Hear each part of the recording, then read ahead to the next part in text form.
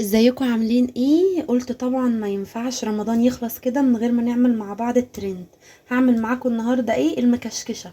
طبعا كلنا عارفين طالعه ترند جدا رمضان دوت، وما ينفعش ان انا افوت الترند ده معاكم. وهعملها معاكم بطريقه سهله جدا جدا جدا. طبعا كلنا عارفين سعرها كام، 450 جنيه. فلا احنا هنعملها مع بعض باقل تكلفه، مش هتكلفنا 50 جنيه اصلا. يلا بينا نبتدي كده واقول لكم المقادير معايا ايه. عندي لفه جلاش، وعندي زبده، وعندي دوت ايه، باستري كريم. الباستري كريم دوت انا ضرباه في العجانه.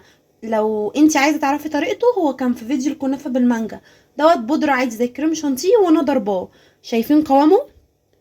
وانا بس بضربه حطيت عليه ايه، نقطتين كده فانيليا سايله، عشان انا عايزه طعم الفانيليا قوي معايا. طيب لو انا مش عندي باستري كريم، مش متوفر عندي بودر، هعمل لكم الباستري كريم على النار بطريقه سهله، وهنزلها لكم برضو ايه في فيديو لوحده تعرفي ايه تستخدميها بعد كده. طبعا عندي الجلاش اسماه كده، وعندي الصينيه. نبعد بس الباستري كريم بقى كده شويه، نقرب الجلاش ونقرب الايه الصينيه. عندي ايه، هدهن الصينيه كده زبده بسيط.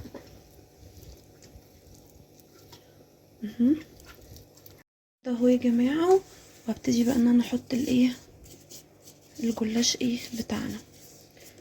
هحط ورقتين ورقتين، وهدهن ايه الزبده كويس. دهنت كده ايه اول ورق طبقه بالزبده، وهرجع احط طبقه تاني. الطبقه دي ايه، كل ورقتين جلاش مع بعض. وهدهن بالزبده تاني.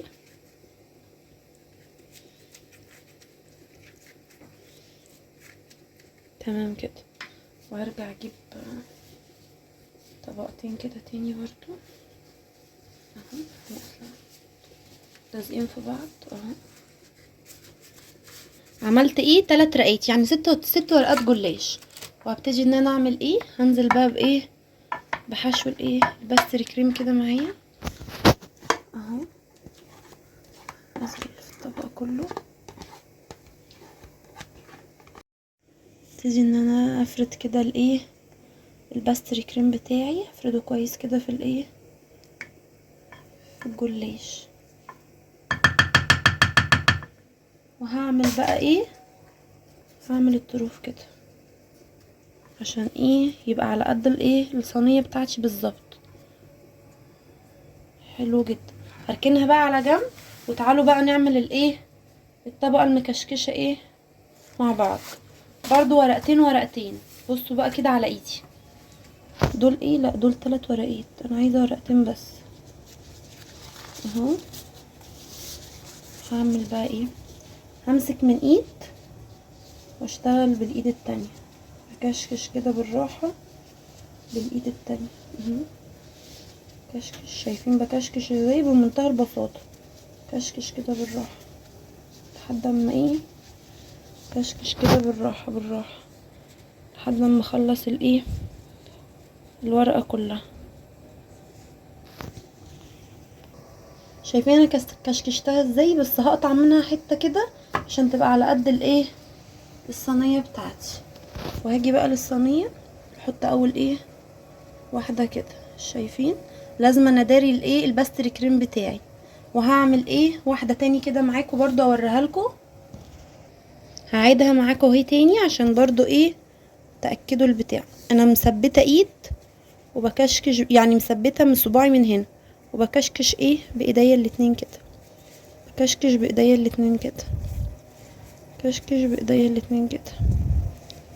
بعد ما كشكشتها هعمل ايه، هقطع برضو حته كده عشان تبقى على قد الايه الصينيه بتاعتي بالظبط. وارجع للصينيه احطها جنب ايه اختها. شايفين بمنتهى البساطه اتعملت الايه الشكل اهو معايا. هعمل بقى ايه، هكمل بقيه الصينيه وارجع لكم تاني. تعمل كده بقى معاكم اخر واحده، وانا ايه هقفل خلاص الصينيه. واقطعها بالسكينه. عملتها اهو بقى، هرجع احطها ايه في الصينيه بتاعتي واداري بيها طبقات الايه الكاستر. شايفين يا جماعه؟ اهي طلعت معايا بمنتهى البساطه. هعمل بقى دلوقتي ايه، هدهنها بقى ايه زبده عشان تاخد ايه اللون الايه الذهبي الحلو معايا كده. هو انا مش هدهنها، انا هغرقها زبده.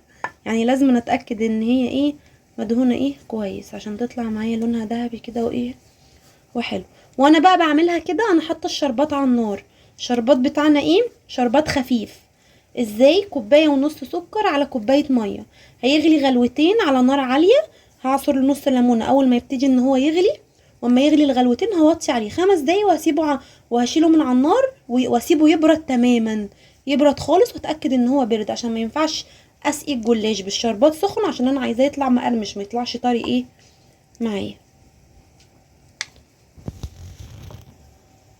اهو خلاص انا دهنت ايه الزبده واتاكدت انها اتدهنت زي ما قلت لكم كويس. هعمل ايه انا وانا ببتدي اشتغل فيها اساسا؟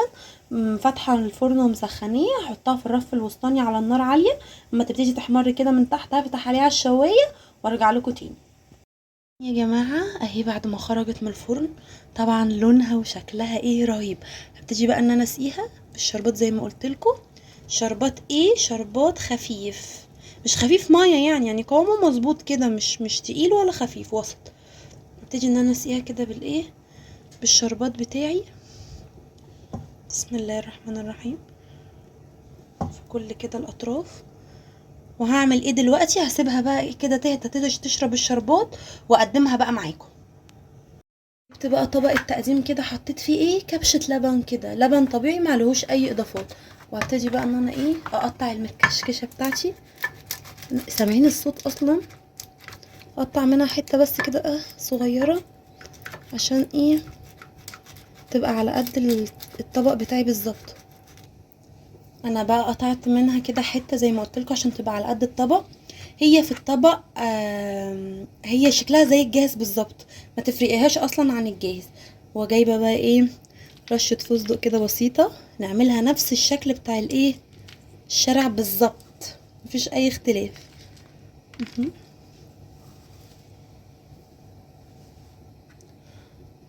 رشه فستق كده رشتها، شايفين شكلها طلع عامل ازاي؟ رهيبه، نفس بتاعت الشارع بالظبط، حتى نفس العلبه. يعني تقولي ان انت شارياها جاهزه اساسا، هتقدميها لاي حد مش هيعرف ابدا ان انت عاملاها في البيت. مكشكشه دي ولا مش مكشكشه؟ عملنا مع بعض الترند، ما كلفناش 50 جنيه. بجد يا جماعه ما ببالغش، يعني ما كلفتش 50 جنيه، وهتطلع حلوه جدا معاكي. ميكس الكريمه مع طبقه الجلاش من تحت دايبه في اللبن وفوق مقرمشه كده، رهيبه هتعجبكم قوي. ما كانش ينفع طبعا رمضان يخلص من غير ما نعملها مع بعض. يلا كل سنه وانتم طيبين، جربوها هتعجبكم قوي قوي قوي قوي.